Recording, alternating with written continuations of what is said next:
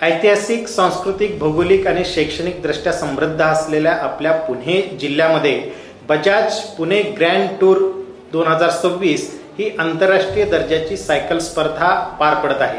दिनांक 4 स्टेजेसमध्ये चालणाऱ्या या स्पर्धेचे मार्ग आणि वळवण्यात आलेले मार्ग याची सविस्तर माहिती आपण पुढे पाहू। Bajaj Pune grand tour cycle स्पर्धा स्टेज 2 ही बोबदेव माची हॉटेल बोबदेव घाट या ठिकाणी पुणे ग्रामीणच्या हद्दीत येत आहे।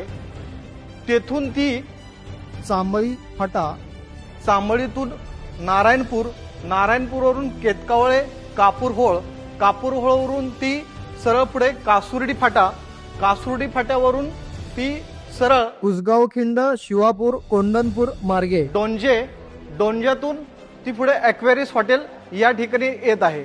सदरचा हा लाल कलरचा जो रूट दाखवण्यात आलेला आहे तो रूट नागरिकांसाठी सकाळी 8 ते संध्याकाळी 6 वाजेपर्यंत पूर्णतः बंद राहील। सदर रूटवरती कोणत्याही प्रकारचे वाहन, पादचारी किंवा बैलगाडी यांना प्रवेश नसणार आहे, याची कृपया नागरिकांनी सदर सायकल स्पर्धेचा रूट हा नागरिकांना बंद असल्या कारणाने पर्यायी रूट म्हणून नागरिकांनी हिरव्या कलरच्या इंडिकेशन मध्ये दाखवलेला रूट वापरायचा आहे। रिंग रोड म्हणून पुणे सिटीतून सासवड मार्गे येणारी वाहतूक दिवे घाटातून सासवड मध्ये येईल, सासवडवरून ती वाहतूक वीर फाटा मार्गे परिंचे मध्ये जाईल, परिंचेवरून वीर मध्ये येईल, वीर मधून न्हावी मार्गे तोंडल मार्गे सदरची वाहतूक ही सारोळा या ठिकाणी एक्सप्रेस हायवेला जॉईन होईल। एक्सप्रेस हायवेवरून सारोळ्याकडून पुणे सिटीकडे जाणारा रोड हा एक्सप्रेस हायवे पूर्णतः नागरिकांसाठी खुला राहील। त्याचबरोबर सदरची स्पर्धा ही कापूरहोळ या ठिकाणी ब्रिज खालून जात असल्याने सदरचा रोड हा चालू राहणार आहे, याची नोंद नागरिकांनी घ्यायची आहे।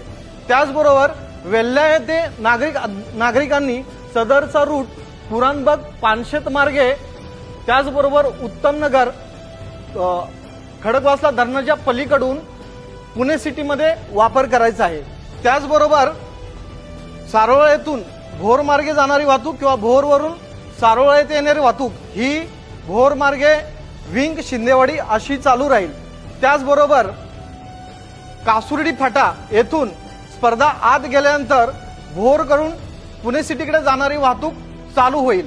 त्याचबरोबर वेल्ह्याकडून पुणे सिटीकडे जाणारी वाहतूक ही अंबवणे घाटातून स्पर्धा पुढे गेल्यानंतर सदरचा रूट पुणेकडे चालू होईल, याची कृपया नोंद। पुणे जिल्ह्यात पार पडणाऱ्या या स्पर्धेसाठी सर्व नागरिकांना आवाहन करण्यात येते की त्यांनी आवश्यक ते सहकार्य करावं। आपणास काही अडचणी आल्यास सोबत दिलेल्या टोल फ्री क्रमांकावर आणि संपर्क क्रमांकावर आपण संपर्क साधू शकता। आपले काही सुझाव आणि सूचना असल्यास ते आम्हाला सोशल मीडियावर सुद्धा आमच्या शेअर करू शकता। धन्यवाद।